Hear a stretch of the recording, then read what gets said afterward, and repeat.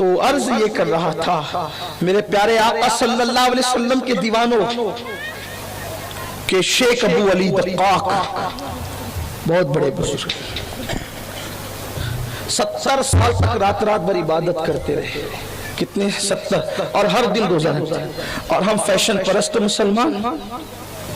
اور یہ بات کہی جاتی ہے کہ مولانا جو جیسے چاہے نماز پڑھنے دو, جو جو کر رہے کرنے دو.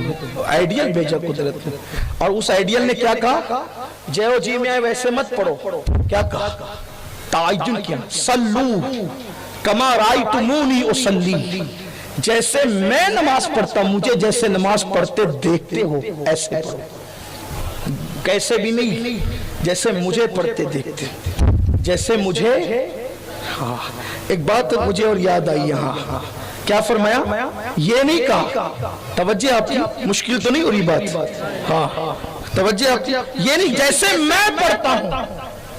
سرکار نے یہ کہ جیسے میں پڑھتا ہوں ویسے پڑھو, یہ نہیں کہا, کیونکہ جانتے ویسے تو جبریل بھی نہیں پڑھ سکتے. جیسے میں پڑھتا ہوں ویسے تو صدیق بھی نہیں پڑھ سکتے. کیوں؟ اس لیے کہ حضور جیسی نماز کون پڑھے؟ ارے حضور کا سونا اور کسی کا عبادت کرنا جب دونوں برابر نہ ہو سکا, کیونکہ ان کا سونا کیا ہے؟ وہ سو جائے تو معراج منامی, وہ جاگے تو خدا سے ہم کلام. ان کے سونے جیسا کسی کا سجدہ نہیں ہو سکتا, تو ان کے سجدے جیسا کسی کا سجدہ کیسے ہو سکتا؟ تو پتا چلا جب کوئی ان کے جیسا نیند میں برابر نہیں ہو سکتا تو سجدے میں کوئی ان کے برابر کیسے ہو سکتا ہے؟ اس لیے یہ نہیں کہا کہ جیسے میں نماز پڑھتا ہوں ویسے پڑھو, کہا وہ کچھ نہیں, کوئی نہیں کر سکے گا. پھر نماز کیا ہوئی؟ میرے جیسی تو کوئی پڑھ بھی نہیں سکتا. حضور یعنی میں نہیں, میں نقل کر رہا ہوں حضور کی بات, آپ کو شبہ نہیں ہونا چاہیے. حضور جیسی کوئی نہیں پڑھ سکتا. تو کافر جیسے مجھے دیکھتے ہو, حضور نے کہا صلو کما رأیتمونی, رائتا اور رأیتمونی, جیسے مجھے پڑھتے دیکھتے ہو. ہاں جیسے مجھے پڑھتے, اس کا مطلب یہ کہ جس کے دیکھنے میں جتنا توجہ ہوگا, جس کے دیکھنے میں جتنی گہرائی ہوگی وہ اس کے مطابق پڑھے گا, دیکھے گا. اسی لیے صدیق اکبر نے دیکھا تو اس طرح پڑھا, فاروق اعظم نے دیکھا اس طرح پڑھا, عثمان غنی نے دیکھا اس طرح پڑھا, علی پاک نے دیکھا اس طرح پڑھا, حسن پاک نے دیکھا اس طرح پڑھا, حسین مجتبیٰ نے دیکھا اس طرح پڑھا, سیدہ فاطمہ نے دیکھا, اماں عائشہ نے دیکھا, جس نے جیسے دیکھا اس طرح پڑھا. مجھے جیسے پڑھتے دیکھتے ہو ویسے دیکھ ویسے پڑھو. اب وہ روایتیں ہم تک چلی آئی, ایسے پڑھا ایسے پڑھا ایسے پڑھا. ایک بات, اگر حضور علیہ السلام کی دیکھی ہوئی نماز, پڑھتے دیکھتی ہوئی نماز اگر ہم پڑھیں, دھیان ہے, اگر ہم حضور والی نماز پڑھیں, مولوی والی نہیں, حضور والی نماز. مولوی والی نماز کیا ہے کہ نماز میں حضور کا خیال آئے تو مولوی صاحب نے لکھا ہے میں اس کی طرف نہیں جاتا, میری طبیعت بھی اس طرف اب نہیں جاتی ہے, کیونکہ میں سوچتا ہوں کہ محبوب کا ذکر ہو تو پھر مردود کے ذکر سے مزہ کرکرا نہیں ہونا چاہیے. لیکن صرف پہلے بہت طبیعت اس طرف جاتی تھی اس لیے, لیکن اب نہیں جاتی, اس لیے کہ دل میں یہ عجیب سا خیال آتا ہے کہ مگر کہیں کہیں ضرورت کے مطابق پھر اعوذ باللہ پڑھنا ہوتا ہے. ہاں تو عرض کر رہا تھا کہ مولوی صاحب لکھ رہے ہیں کہ حضور کا خیال اگر نماز میں آئے تو یہ گدھے اور بیل کے خیال سے بھی بدترین ہے. اور آگے بھی ایک عبارت لکھی ہے, وہ عورتیں بھی بیٹھی, میں نہیں پڑھنا چاہتا, اس کو جو پڑھ دیکھنا چاہتا ہے وہ دیکھ لے, جو وہ صراط مستقیم اور تقویت الایمان کی طرف رجوع کر لے, وہ اس کو سمجھ میں آ جائے گا کہ کیا کیا لکھا ہے. بہرحال اس طرف نہیں جاتے. لیکن اگر یہ کہ حضور نے کہا جیسے مجھے پڑھتا دیکھتے ویسے پڑھو, تو اس میں حضور کا خیال آنا ہی آنا ہے. سبحان اللہ, بے شک اس میں حضور کا خیال آنا ہی آنا ہے. کیوں؟ ایک چھوٹی سی بات بتاتا ہوں. میرا بچپنا تھا, آپ کے قریب کے کرکٹر تھے جو بڑے مشہور تھے, اور اکثر ہمارے اسکول کے لڑکے, میرے دوست احباب, جب بھی کرکٹ کھیلتے تھے تو ان کی نقل کرتے. ہمیشہ سے رائے جو بہت مشہور کرکٹر ہوتے ہیں لوگ اس کی نقل کرتے ہیں. صحیح.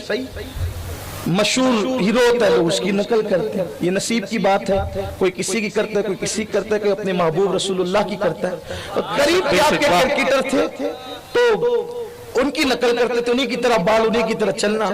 تو اس میں ایک نقل کا پہلو یہ بھی تھا جو مجھے یاد آتا ہے میرے بچپن کی بات، کہ اس کرکٹر صاحب نے تعویذ پہن رکھا ہوتا تھا، اور جب وہ میدان میں دوڑتے تھے تو وہ تعویذ اچھلتا تھا۔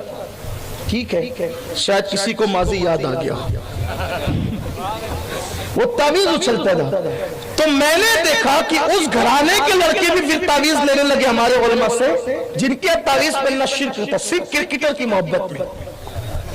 اور وہ سارے بچے پھر اس وقت ٹی شرٹ کا اتنا دور نہیں تھا، تو وہ بنیان پہن کر تعویذ باہر کر کے اسی طرح دوڑتے تھے، تاکہ وہ تعویذ اسی طرح اچھلے جیسے وہ کرکٹر صاحب کا اچھلتا تھا تعویذ۔ لیکن جو خاص بات کہنی ہے وہ یہ کہ جب کوئی بیٹسمین جس سینئر بیٹسمین کی نقل کرتا ہے، تو جب وہ گیند مارتا ہے وہ خود مار رہا ہوتا ہے، لیکن جس کی نقل کر رہا ہوتا ہے تصور میں وہ ہوتا ہے کہ اس نے یوں گھمایا تھا۔ جب کوئی بولر کسی گیند پھینکنے والے کی نقل کرتا ہے تو ذہن میں وہ ہوتا ہے وہ جس کی نقل کر رہا ہوتا ہے، کیوں؟ اس لیے کہ اس کو دیکھ کر جس نے بلہ گھمایا تصور میں وہ آیا، جس کو دیکھ کر اس نے گیند پھینکا تو جس کی نقل کر رہا تصور میں وہ آیا، جس کو دیکھ کر دوڑا تصور میں وہ آیا۔ پتا چلا نقل جس کی جاتی ہے جس کام میں، اس کام میں وقت یاد اس کی آتی ہے۔ حضور کہتے ہیں صلو کما رأیتمونی اصلی، جیسے مجھے پڑھتے دیکھتے ہو ویسے پڑھا کرو، رکوع میری نقل میں، قیام میری نقل میں، سجدہ میری نقل میں، تاکہ جب رکوع کرو گے یاد آئے گا میرا نبی یوں جھکا تھا تو میں بھی جھک رہا ہوں، تو نبی کی یاد آتی جائے گی، نماز مکمل ہوگی۔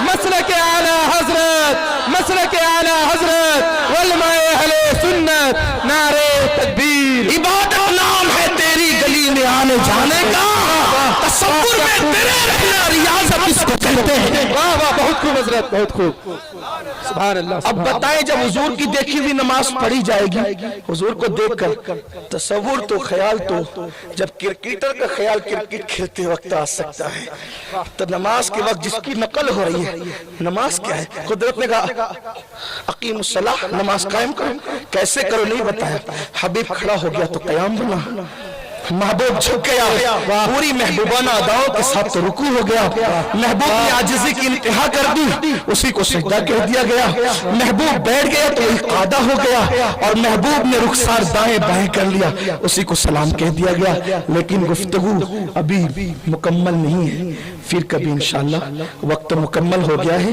اگر گفتگو کے درمیان کوئی غلطی ہے تو اللہ معاف کرے، ہم سب کو عمل کی توفیق عطا فرمائے۔ ظہیر آباد والوں نے بہت محبتوں سے بلایا ہے، میں بہت محبتوں کا شکریہ ادا کرتا ہوں، لیکن آپ سے گزارش کرتا ہوں سنی دعوت اسلامی سے جڑیے۔ تحریک سنی دعوت اسلامی کا کام یہاں ہمارے احباب کر رہے ہیں، آپ ہمارے گلبرگہ کے احباب، حیدرآباد کے احباب، بیدر کے احباب یہاں پر بھرپور توجہ دیے ہوئے ہیں، تو آپ سنی دعوت اسلامی سے جڑ